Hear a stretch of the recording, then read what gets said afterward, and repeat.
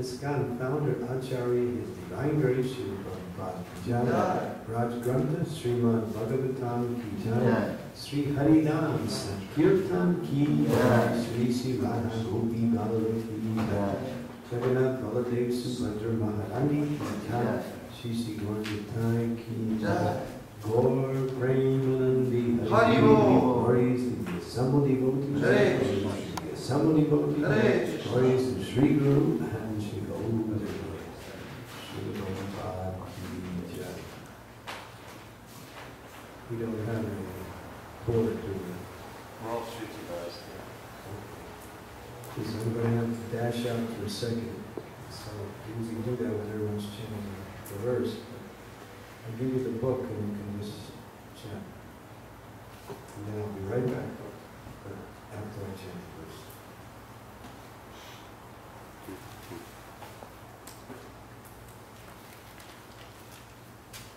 Srimad Bhagavatam, Canto 3, Chapter 12. Yes. creation of the Kumars and others. Now we're on verse number 32. Tasmai Namo Bhagavate Ya Idam Svena Rochisa Atmastam Yanjayam Asa Sadarmam Atum Arhati Tasmai Namo Bhagavate Yaridam Svena Rochisa Atmastam Yajayam Asa Sadharmam Patum Arhati Tasmai Namo Bhagavate Aridam Svena Rochisa Atmastam Yajayam Asa Sadharmam Patum Arhati Tasmai Namo Bhagavate Aridam Svena Rochisa Atmastam Yajayam Asa Sadhamam Patum Arhati.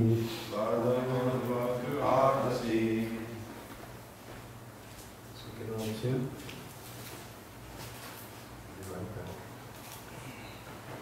Tasmai Namo Bhagavate Ya Idam Svena Rochisa Atmastam Yanjayam Asa Sardamam Patum Arhati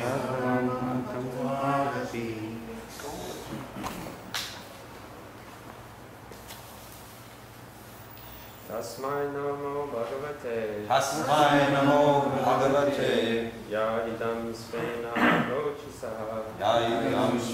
Rochisa Atmastatam Vayajam Asa Sadharmanam Patum Ahati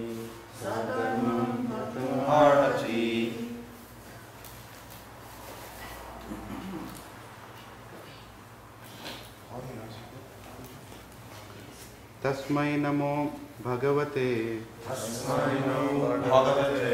Ya Edam Svena Rochisa Atma Sam Vagyanyam Asa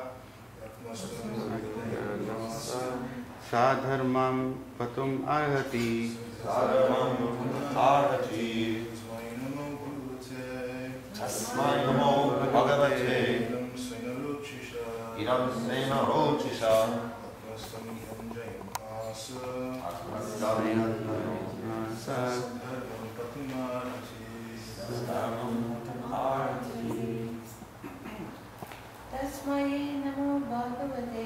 Tasmai Namo Bhagavate Ya Idam Svena Rochisa Atmastam Yanjayam Asha Sadharmam Patum Arhati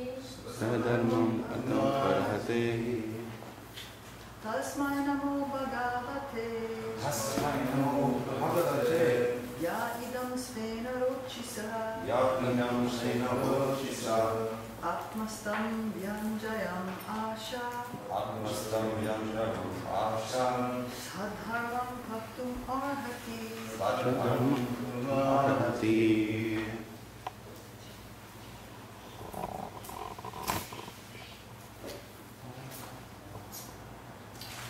Tasmai. Unto him. Namaha.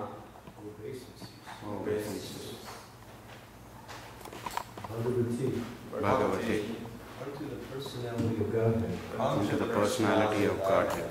Ya, Ya, who, idam, this, swena, Swena, by his own, rochisa, effulgence, Atmastam, situated in himself, situated in himself, Vyajayam, Vyajayam, asa, Asa, has manifested, has manifested, sa, Sa, he, dharmam, religion, patum, for protection, for protection, arhati, Arhati, may kindly do so. Translation, purport, by His Divine Grace, A.C. Bhaktivedanta Swami Prabhupada. Let us offer our respectful obeisances unto the personality of Godhead, who, by His own effulgence, while situated in Himself, has manifested this cosmos. May He also protect religion for all goodness. Please repeat, let us offer our respectful obeisances let's offer respectable obeisances unto the personality of Godhead, unto the personality of Godhead, who by His own effulgence, who by his own effulgence, while situated in Himself, by situated in himself, has manifested this cosmos. has manifested this cosmos. May He also protect religion May he also protect his religion for all goodness. for all goodness. Very short purport. Lust for sexual intercourse is so strong that it appears herein that Brahma could not be dissuaded from his determination in spite of the appeal of his great sons like Marichi. Therefore the great sons began to pray to the Supreme Lord for the good sense of Brahma. It is only by the grace of the Supreme Lord that one can be protected from the allurements of lusty material desires. The Lord gives protection to devotees who are always engaged in His transcendental loving service. And by His causeless mercy, He forgives the accidental fall down of the devotee. Therefore, sages like Marichi prayed for the mercy of the Lord, and their prayer was fruitful.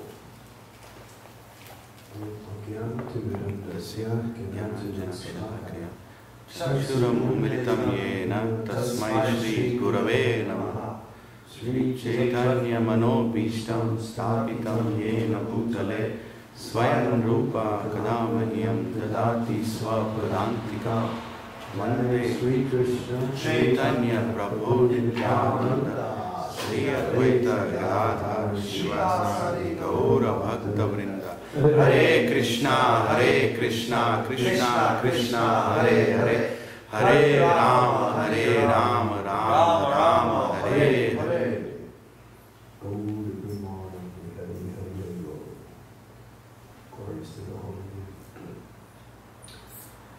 So, this is really a very interesting section of the Bhagavatam.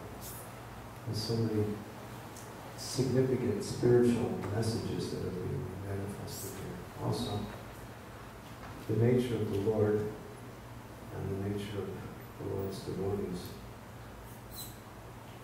The sages are praying. Marichi is one of the ideal sons of Brahma. He is practically considered to be one of the best of all sages. And so he's leading the cult of the collective prayers of all the sages, because Brahma has appeared to deviate from religious principles in a very strong way. And as we heard from the previous verse, great souls set examples.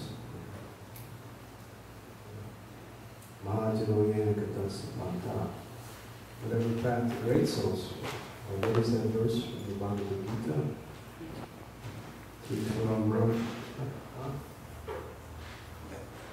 Yat charite shrestha tat tat evicanacha yat paramam kurute lokasthatam bhavante. And whatever great persons do, common people follow in their footsteps. They set the example for activities. People like to follow or like to imitate with both great personalities. It's very natural to do that. But one should be very cautious in that regard, because one may act differently on the same and get a different result.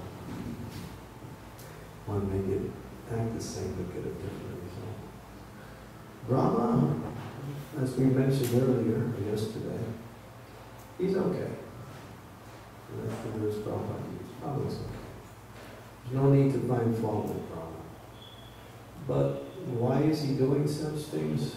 Because, well, to show example how, what we say, powerful the material energy is. That even I can be somewhat allured. But then again, there's another aspect of that same feature where great souls can do things that other people can't do, and they're not simply implicated, whereas others are. Teja Samraja Saya, the one who has great power, they're like fire. If you're not like fire, then you get burned up by fire. If you're like fire, you'll not be consumed by it. So, imitation, we talked about this yesterday, how imitation is always bad. So that's what the sages are concerned. They're concerned that Brahma's activities will be imitated by others. And therefore it looks very, very bad, especially for one who is the personality who represents the Supreme Personality within the universe.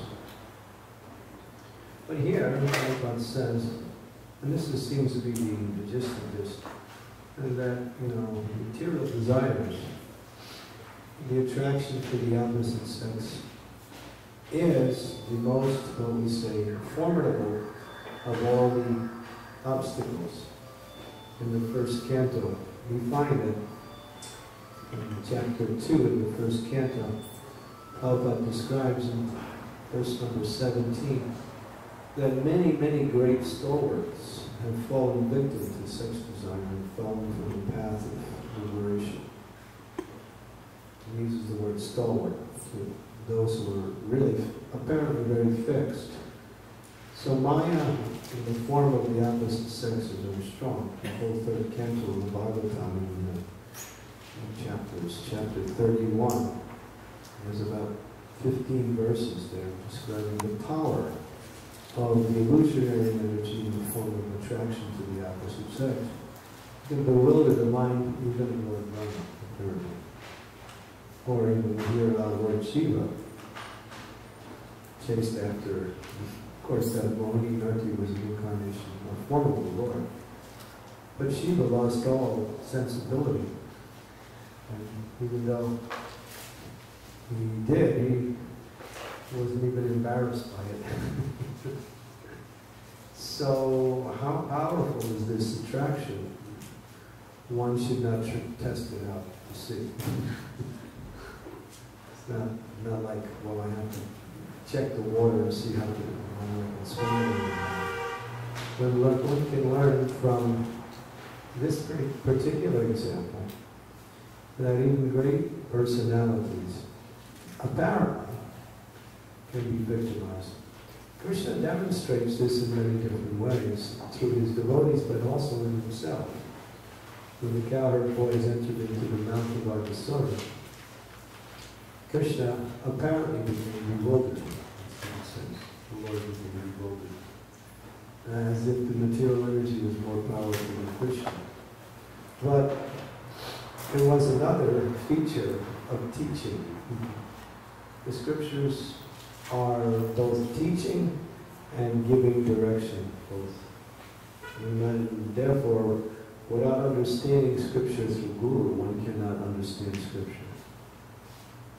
Just simply reading scripture will not give you a clear understanding of what is being said. Or even if it does, how do you apply it? The application many times is different than what it appears to be. Or Therefore, the Guru teaches. That's why we're hearing Prabhupada's purports in this particular section to get an understanding of what is Brahma, so we don't criticize Brahma. Otherwise, we might find fault with Brahma, and if we do, just like some of the sons of Brahma found fault with Brahma, I think it's in this section, and they fell from the path of devotional service because they apparently thought that Brahma was fallen. And Prabhupada, really, in one lecture, he was very strong. I think teaching his devotees in conversation was on the morning walk that don't find fault with Brahma in this case. He's all right. But at the same time, you should understand what the message is being, that even Lord Brahma apparently can be victimized by the attraction of Maya in the form of the opposite sex. Maya is, let me say, very powerful, and that's her most formidable enemy, is the attraction to the opposite sex. We hear, even within great souls, such as Vishwamitra Muni, great tapasya, perform the austerities of Vishwamitra Muni cannot be matched by many. Immersing himself in water in ice cold weather up to his neck, sitting in a hot summer with fires surrounded all around him, and not being disturbed in his meditation by such, what we say, extreme weather difficulties. But simply by hearing the tinkling bells of Medika, what happens? He's lost. He gives up his meditation and he takes to that activity. So these are examples to teach. One should always be very careful. Sometimes we abuse the grihastas. Sometimes the men. We definitely abuse them in our society. How do we do that? A grihasta is a person who is married, so he has a wife. But sometimes we think, well, the grihasta can associate with any woman because he's married. It's okay. Brahmacharis and sannyasis should not. Well, grihastas, it's all right if they're with, they can take care of the woman. But then, that's also putting them in dangerous situations too. We don't somehow always clearly understand that principle. So, therefore, in the association of, the opposite sex, one should be very, very cautious and conscious. And one should not take unnecessary association also. Association should be restricted according to religious principles. For the brahmacharis, none. For the sannyasis, also none, but sometimes sannyasis find themselves having to, do the service of helping individuals who will require spiritual guidance. And that many times is the association of ladies. But one should be, cautious that that's a dangerous situation. Dangerous situation. We have so many examples like that. It says simply, by the tinkling bells of Medika, he was attracted. Didn't even hear. Then, according to that narration, it appears that he didn't see any form. He just heard, and then his mind became attracted. Prabhupada describes in one purport that one devotee was singing the name of Radharani, and he was thinking of the barber's wife whose name was Radha.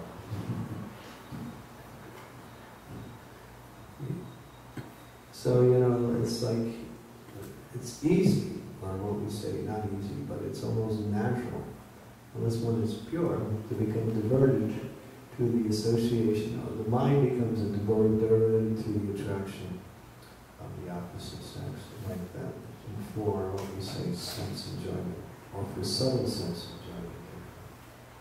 But even if one is very diligent in practicing spiritual life, then, and may have somewhat freed themselves from the physical association and attraction of the opposite sex, then it's called subtle sex desire. And what is subtle sex desire? The desire for profit, material profit, to be adored and honored, and for some kind of distinction.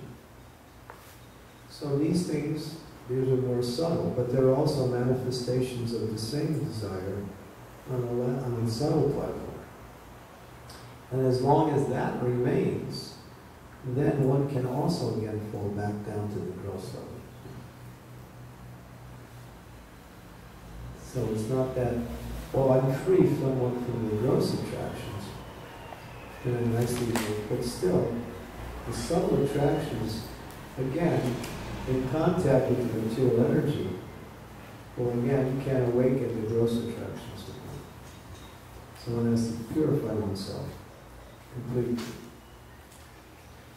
Even if one is in the Grihastha ashram, one should see one's spouse as simply Krishna's servant. And therefore, in order to serve Krishna, I serve Krishna's servant in such a way that that servant becomes benefited by my service. Sometimes we fall into the wrong consciousness in the Grihastha, and now it's time to enjoy. But there is no enjoyment outside of devotional service. One gets, what we say, a certain facility to keep the mind and senses from roaming all over the universe. Therefore, one has a wife or a husband. But that is meant to purify one's consciousness from that attraction and ultimately bring one to the stage of full renunciation.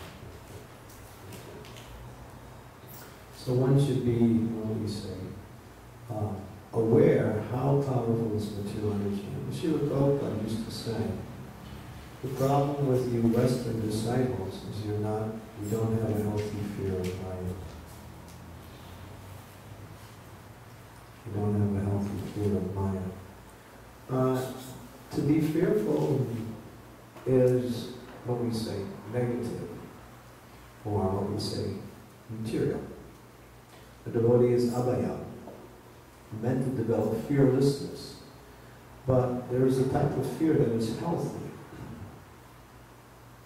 And that is the fear of again falling down into the material energy. So that fear makes one cautious of what one does and what one says. One should never think, I am safe. Because if one does, you'll find that you'll be face to face with something very soon to show you're not. You can test it immediately. That's the way Krishna arranges, just to teach you. It's like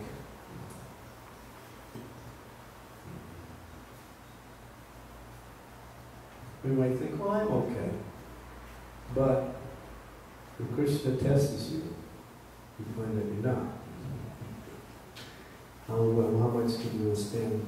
Krishna doesn't test you beyond your ability to pass. Because he can make you fall down anyway. It's easy. You can just send, a very difficult situation and you're finished. So therefore, and Krishna will do that. But he may give you a test that is difficult in such a way that it takes complete surrender to pass the test. Especially when those are out preaching, you have to come in contact with so many of the external features of the material world directly. And one should see that those people are suffering. And therefore I'm out here simply to give them something. Not that I'm out here to try to get something from them. We're out to give and not to get. We're getting what we need on both material and spiritual nourishment from Krishna into the process of devotional service. One doesn't have to look towards the material energy for anything. Because the controller of the material energy is the same person we're serving. And therefore he controls and brings whatever we need materially by his expert arrangement. So this is a very important section of the Bhagavatam because Prabhupada says Krishna forgives an accidental fall down. Prabhupada uses the example to describe what is an accidental fall down. Due to some kind of a long association and due to past association of a similar nature, one may again act materially. The example he uses, like, you may not smoke, but you may have smoked cigarettes before you joined the Hare Krishna movement. So somehow you come in contact with that type of association and that desire is awakened again. And one may slip. That's called accidental. Of course, one should try to avoid it, but sometimes accidents do happen. But Prabhupada said it's third class to fall down, it's first class to get up. So don't stay down. Always realize that you can resume wherever you are if you make the effort again. So we should never stay down. Or we should not be overwhelmed. Sometimes we think, how is it possible that I have become attracted to my life? How is it possible that I didn't become attracted to life? That's the better one. That's more closer to truth. So, powerful example. Sri Brahma himself, the head of the universe, the person who creates the forms and permutations from the material energy. He actually creates the bodies too. And he's attracted by the same thing. So therefore, it says great conquerors sometimes conquer the whole world, but then are conquered by transcendental, not the transcendental, but the form of a woman. That story of, who was it? Alexander the Great. He was conquered by a woman. Cleopatra. So many powerful personalities.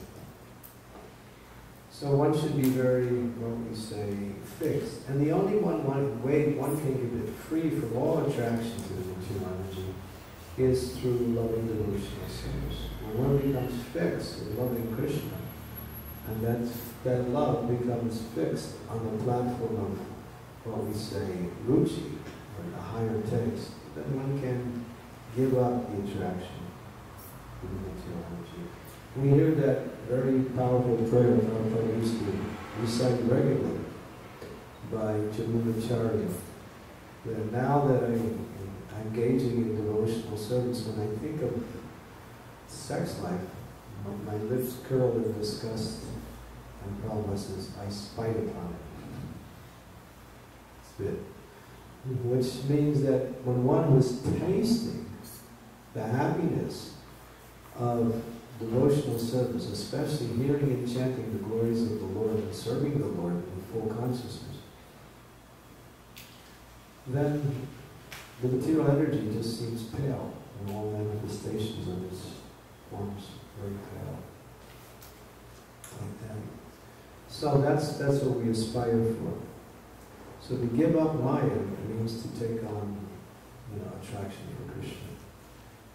There are the Mayavadis, the Gyanis, and others who try to, through meditation and through great austerities, try to distance themselves and free themselves from the attraction from the opposite sex, for any form of material attraction.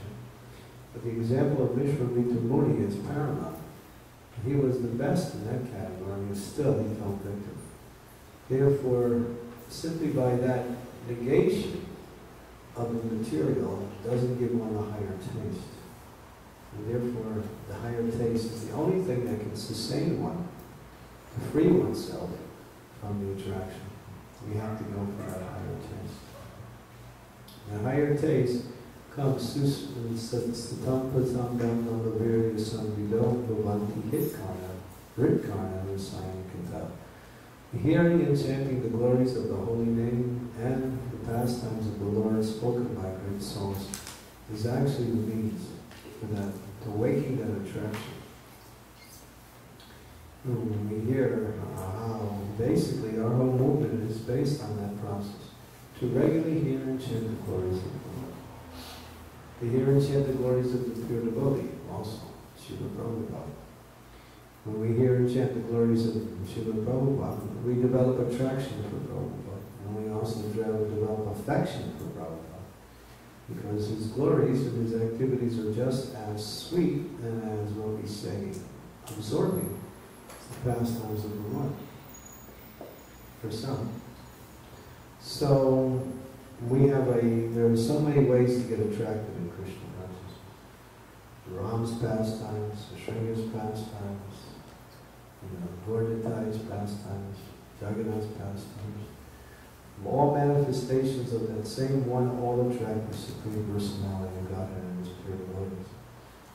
So, by absorbing oneself, or regularly hearing and chanting the glories of the Lord, and the material forms become pale and unpalatable. So that's the formula. One cannot. Krishna is called Madan Mohan. That means everyone is attracted by Madan. Madan is Cupid in this material world. And Cupid shoots his arrow in French. But one who could but create that same personality who is attracting everyone is attracted by Krishna. Is attracted by Krishna. So Krishna can attract even that person who attracts everyone. That's why it's called Madan Mohan. But there's another personality that's even more powerful than him.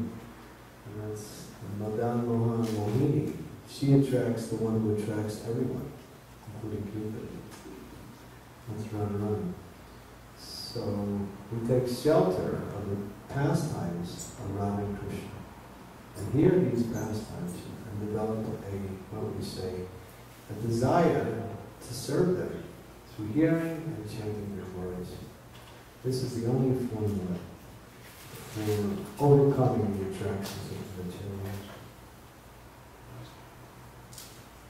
This is the only formula. Okay. So we're moving on here in time. Any questions? Comments?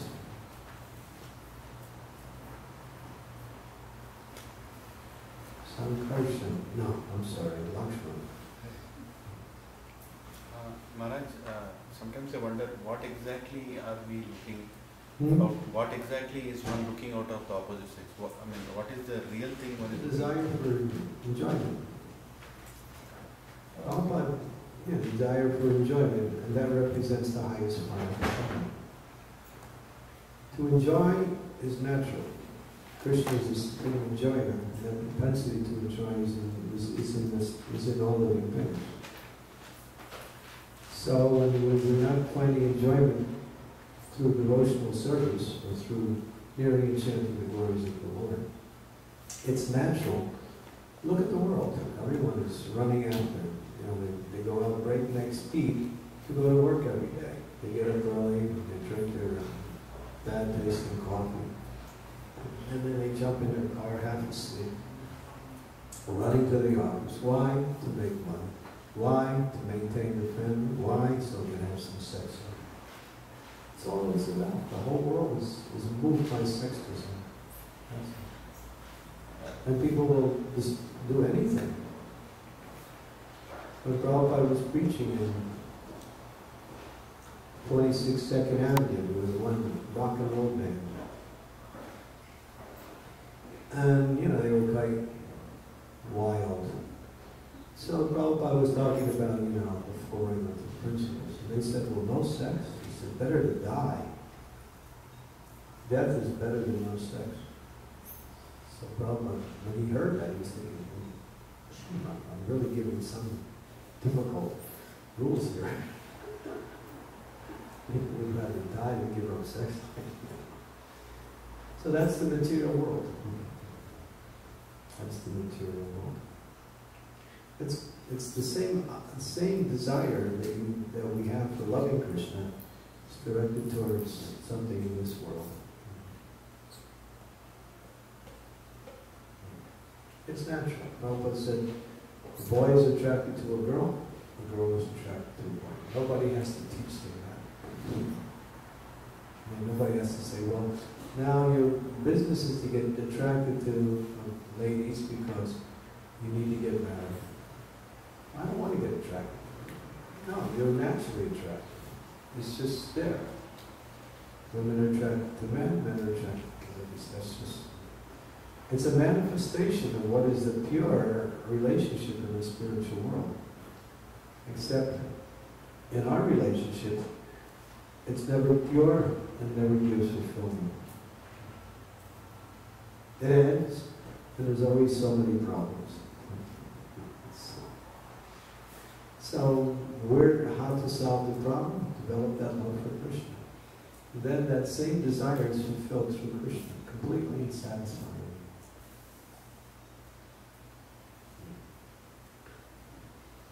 That's the only solution. And that's the goal of life.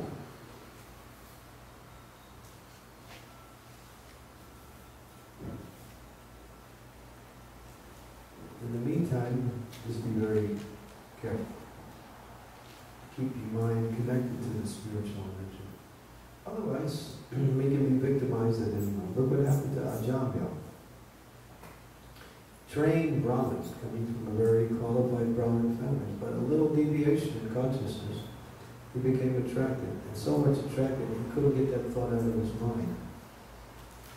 Sometimes mind is like that. She just hits you with something and your mind becomes infatuated with it. You see a person, all of a sudden you find yourself, what we say, naturally attracted to that person. All of a sudden. It becomes so powerful that you can't stop thinking of that person. And then when you see that person again, it's like, it becomes even stronger. Then you start to romanticize. Or maybe we were, soulmates in our last life or something like that. I can't understand why I'm so attracted to this person. But those same qualities that you see in that person are in Krishna. And therefore they're being manifested in the material world. Yes?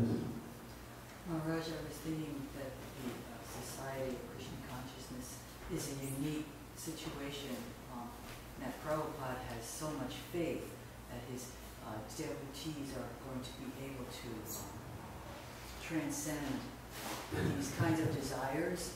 And it's, for instance, women and men in the temple together, living in the same building. This is kind of unprecedented. Prabhupada knew the attraction was there anyway, so if you're separated, it doesn't mean the attraction goes away. This gets worse sometimes. Prabhupada didn't want to, or knew that he couldn't go against the cultural conditioning of the West and try to establish something that was more of the tradition of the Vedic culture, which people are trained. The training is not there in the Western culture. So to try to do that, and Prabhupada thought it was too difficult. And some people also take issue with Prabhupada because they say, well, he should have made it more stricter. Probably would have been better for the men, but worse for the ladies. But Prabhupada wanted everyone to become Krishna conscious, not just the ladies. So he set up a society with all the arrangements to teach how we should enter into that association according to Vedic culture and according to proper, what we say, senior guidance. And Prabhupada did that.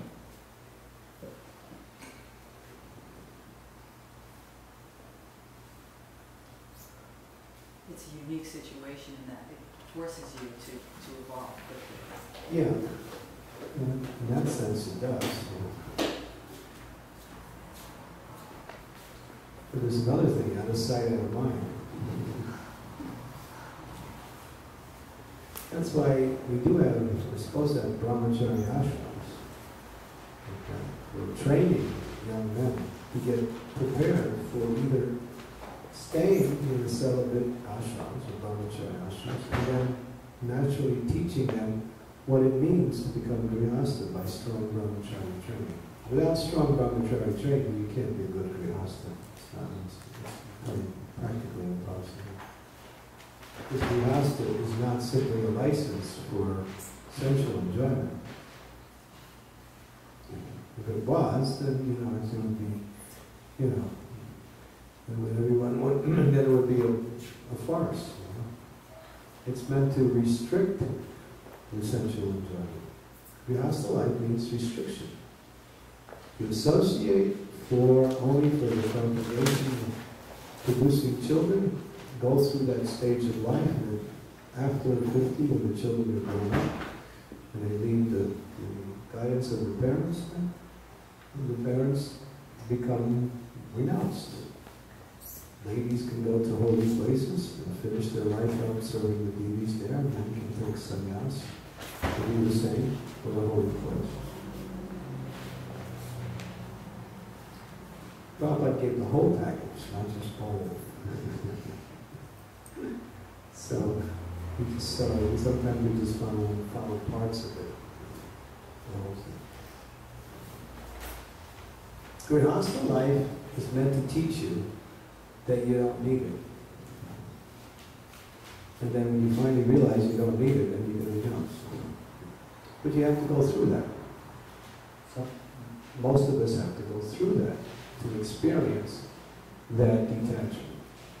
Once you get to that stage of detachment, you realize.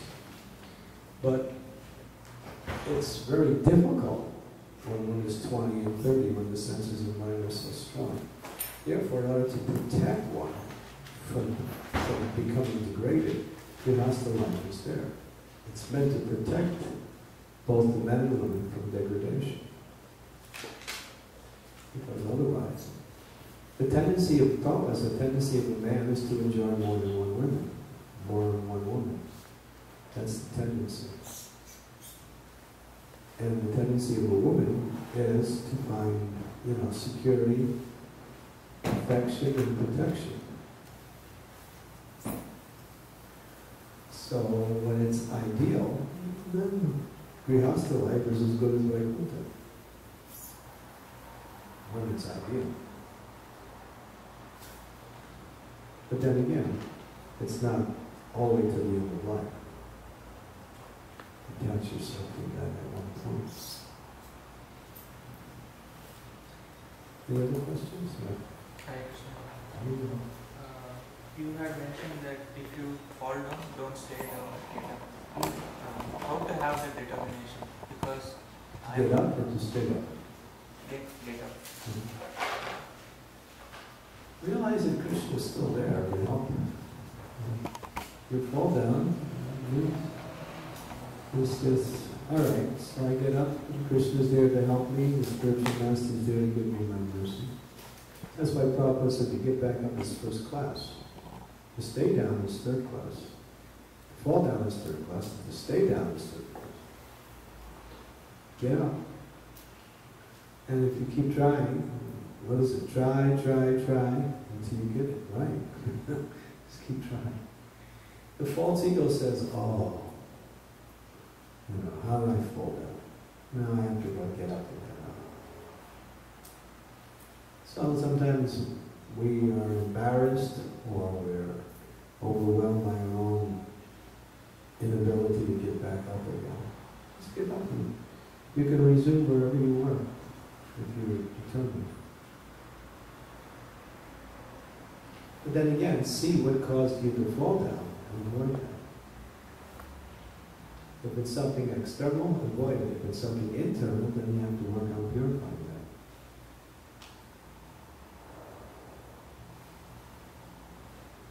What caused me to fall down? Not just, well, I get back up and then I fall down again. No, one has to be very, what do we say, introspective. And avoid be careful.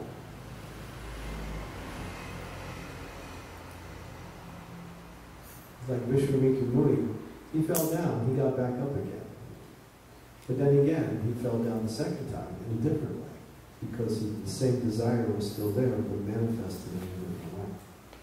He became angry the second time he got attracted by a girl, a lady.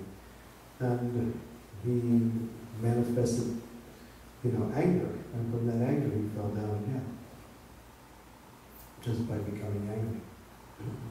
Because attraction and aversion are simply two features of the material energy. So until we should cultivate a type of aversion for the material until we can reach transcendence. But aversion will never be a feature of success. You have to actually come to the platform of seeing the sense objects and being in contact with the sense objects and not be attracted by them. Either internally or externally. That means getting rid of the enjoying spirit. As long as we have the spirit to enjoy material energy, we'll fall down and run out of it. We're guaranteed to fall down if we're still trying to enjoy, either mentally or personally. Of course, if you're very careful, even if you have that spirit, you can somehow or other withstand a fall down, but you have to be really determined, because you know if you say or do something wrong or come in contact with the wrong situation, you may again become. So therefore you have to be very strict in essence. But until you reach transcendence, there's always a chance of falling down.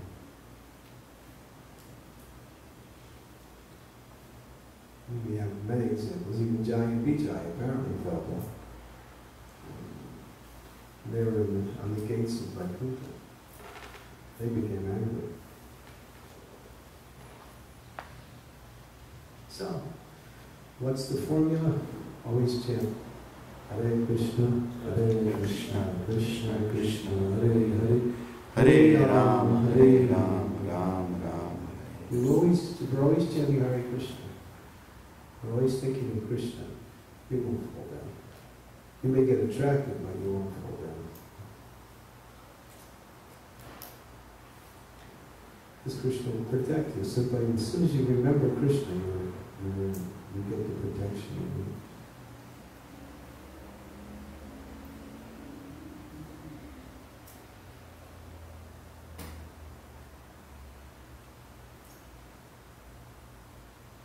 Okay? Don't be afraid to get back up. Remember one thing, you're not this body.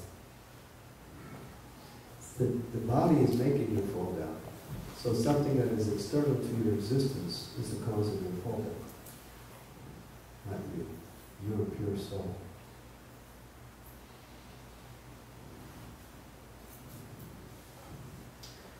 Vishnu. Question, comment? Yes, how do we remain encouraged? How do we remain determined? I mean, sometimes I'll speak for myself, only for myself. Determination. Right? Determination. To maintain it. Sometimes you get despondent, you want to give up, you feel like, oh, this is for the bird. It's not Krishna consciousness, but our service. Determination is it's mentioned. Determination is strengthened by giving us sense gratification, particularly sex life. Celibacy gives you powerful determination, or at least, cultivating the mood of that alcohol. But it's explained, the more we engage in sense gratification, the more we diminish our determination. We water it down, we divert it. So, the shortest way to an object is a straight line, not a curvy line. So the more we give up sense gratification, the easier it is to be determined, to stay fixed in devotional service. The more we give into sense gratification, the more we water down that determination. You might look it up. HHCandraMouliMaharaj wrote an article to Srila Prabhupada many years ago from his Vyasa Puja. The whole thing was it's quoting verse after verse on determination. You can also do that. Just go to the database and just look up determination. And find the Prabhupada statements, Shastra statements on determination.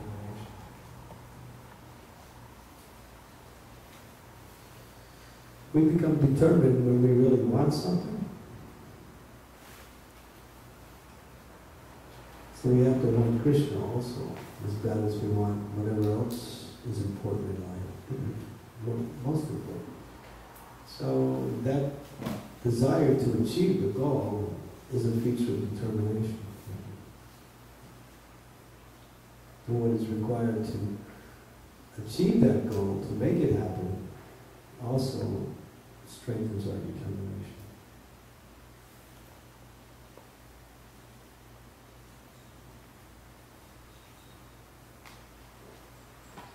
Determination is a feature of the intelligence. That's mentioned in the third canto. Might be this book here. I think it's the next volume of the third canto. But the intelligence has 4 features. And one is determination. The mind can't be determined. The mind will go to the sense objects, or it will do what it wants. But the intelligence can keep the mind fixed. Therefore, the feature of determination comes by way of his intelligence. Discrimination, determination. Discrimination leads to determination. And without discrimination, which is a feature of the intelligence, it's hard to become determined.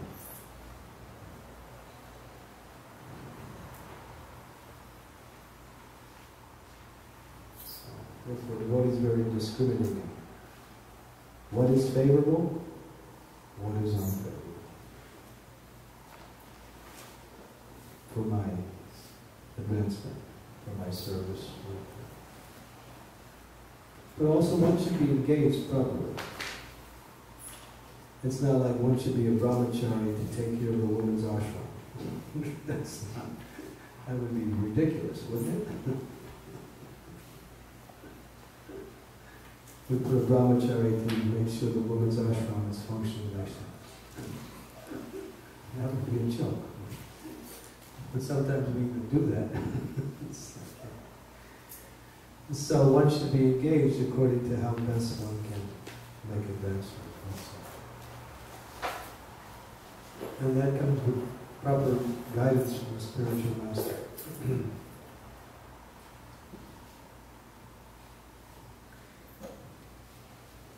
It's not like, oh, I could do any service. You can on the highest platform, but should try to do any service in any situation.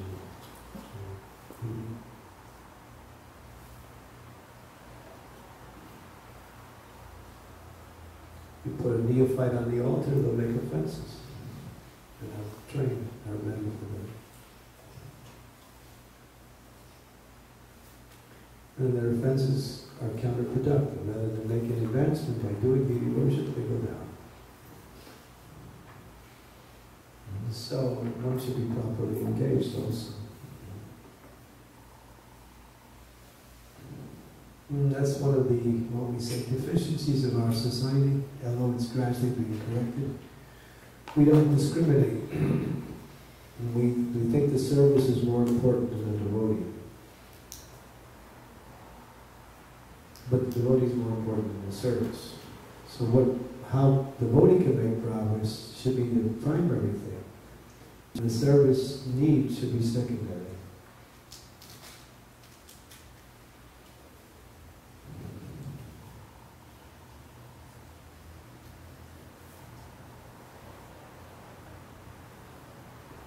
You know, like, oh, somebody comes in, oh, we'll give you this service, we'll give you that service. That's not really good, intelligent organization. And sometimes we wonder, how do I keep determination? Maybe you're doing the wrong service. Or maybe, I mean, in times of emergency, you can do any service. But we're not always, should be always on the emergency throttle. You should think, how best can I, serve to make the spiritual advancement?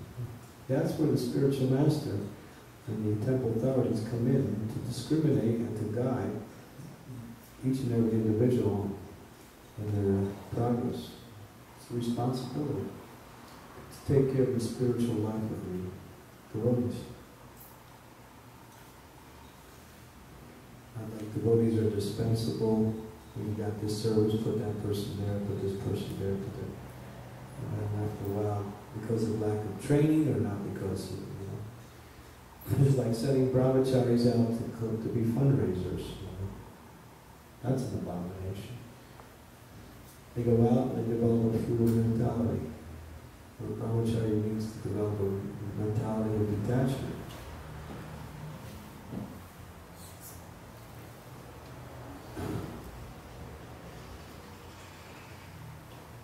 Brahmacharis should be preachers, not fundraisers. Vyasas can be the fundraiser. They're more inclined to that.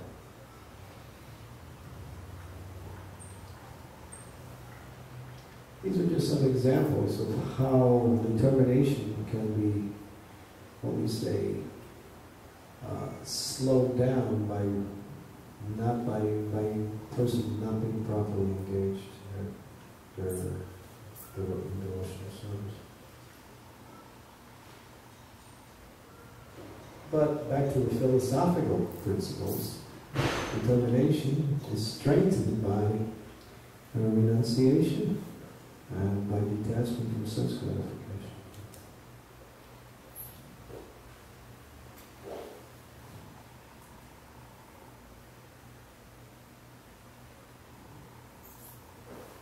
Yes?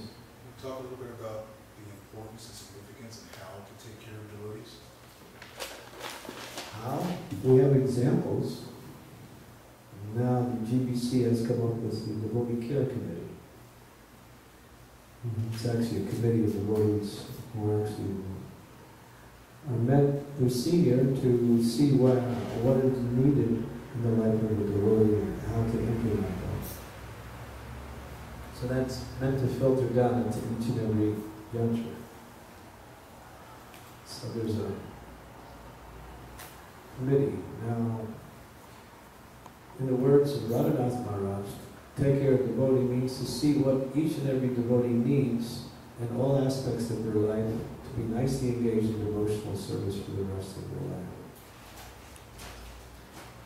That means health care, one, ashram, cultivation, that means if they need to get married, that the facility can be there. Financial support, if that's necessary. Of course, spiritual education and training, service education, philosophy. All the aspects that are required for an individual, both materially and spiritually, to free their mind from all these things so they can surrender completely in their service. And if you go to certain temples like Chowpatty, that's the ideal place, and the Ukraine is also developing ideal under Naranjan Swami. He wrote that book, Taking Care of Krishna's Devotees.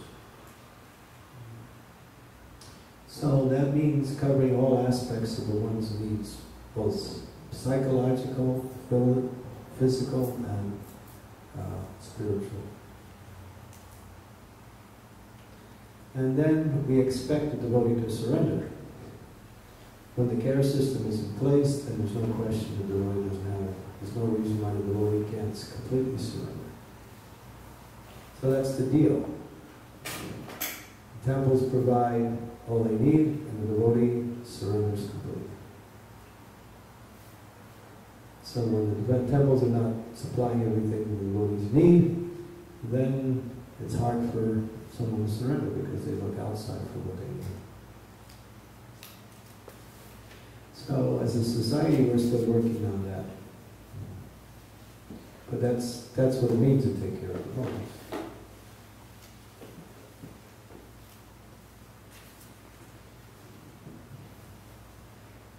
So that takes.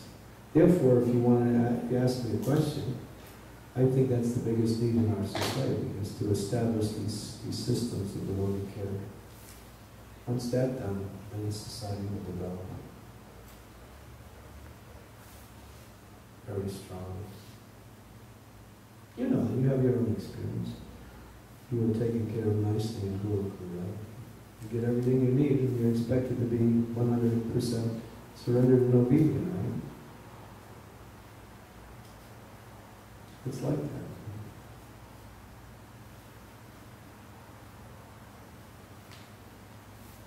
When the devotee is not needs something, they should go to the authorities and say, I need this.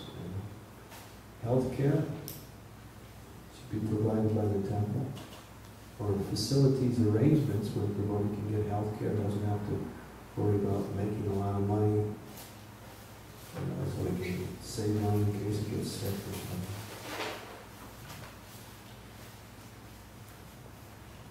HHCandraMouliMaharaj established a fund after he left.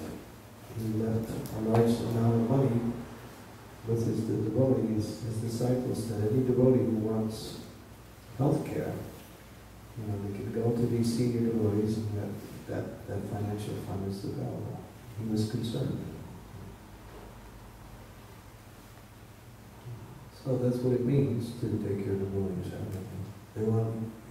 Women want to get married, men want to get married. There should be a program within the temple structure of senior people who can help arrange for, them marriages. Not that the women and the men have to go out looking themselves and then get lost in the confusion of trying to figure out how to do it. That's a big thing. That's not a small thing. And someone needs some money for something, the temple could consider it and maybe provide the money that is needed for whatever they need. So yeah. And of course, the spiritual side, regular education in spiritual life, teachings, and teaching devotees how to serve.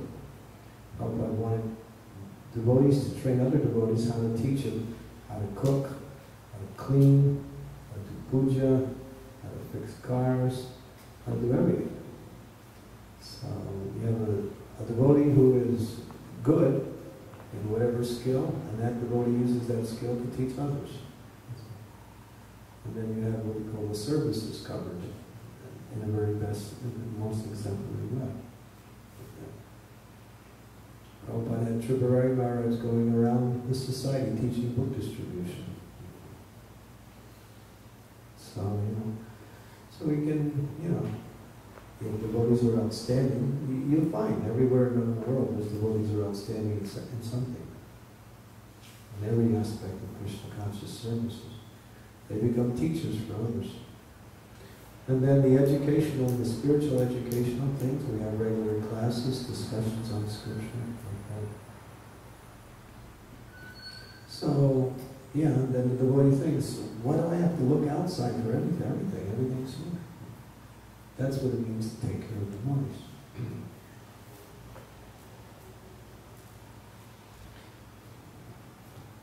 You seen that magazine, Devotee Care?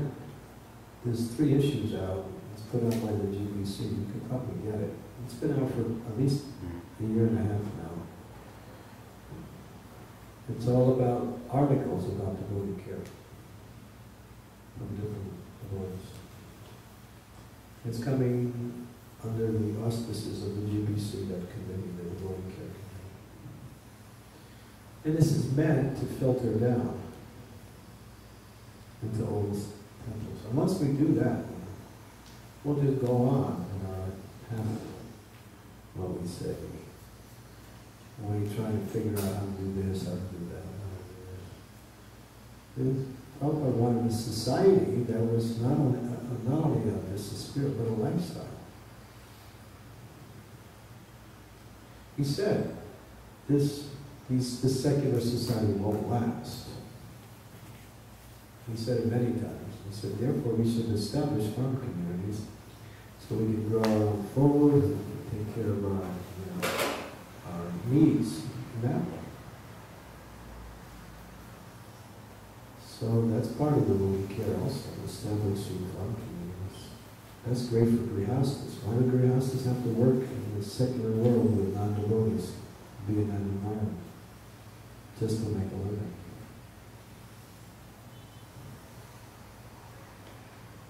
So we have a long way to go as a society, but these are the things that we need to focus on.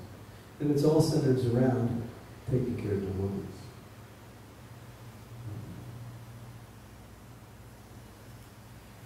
The devotees are happy, they're serving. They're not happy, they're not going to serve. When they try, even if they try to surrender, still they're thinking, I need this, I need that, where am I going to get it? And they can't fully surrender. Or they do, and then after some time they stop because that need's not being taken care of. Yes? I just wanted to mention that Mahavishnu was doing his part to take care of devotees, and then he's been running a program to teach how to become bhakti yogi, and then to teach others how to become bhakti yogis. It's pretty. That's what it means to be a leader, is to train others to become leaders. Good. That's good. Okay. So you might look a little bit into that devotee care program with the GBC. There's a lot of information about it. And see how it's being done. But all you have to do is use the example of Chalpani. People say that's India and with Indian people. That's true, but it can be applied anywhere. It's just maybe some adjustment in the application, but the principles are the same. Complete care of the devotees, that's what we mean. Then we have what is called the revolving door program. Somebody comes in, they stay for a few years, and then they go. Every time I come to this temple, there's always new people. It's like, I don't know, where did that person go? It's like,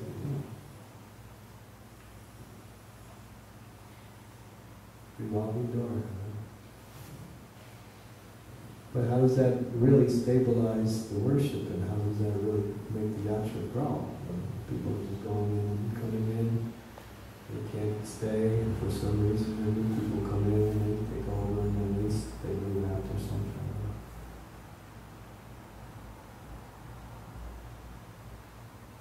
You have to have something to keep the devotees.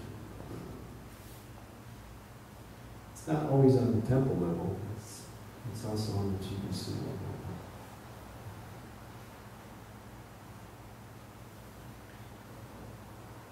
But this devotee care program, I think, is, once that's established, everything else follows.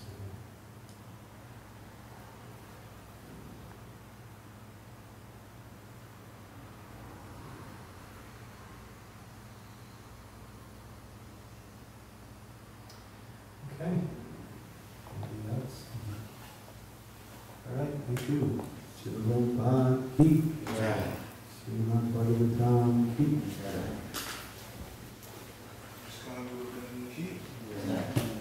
Maharaj will also be giving the Sunday feast, the Wednesday feast program today.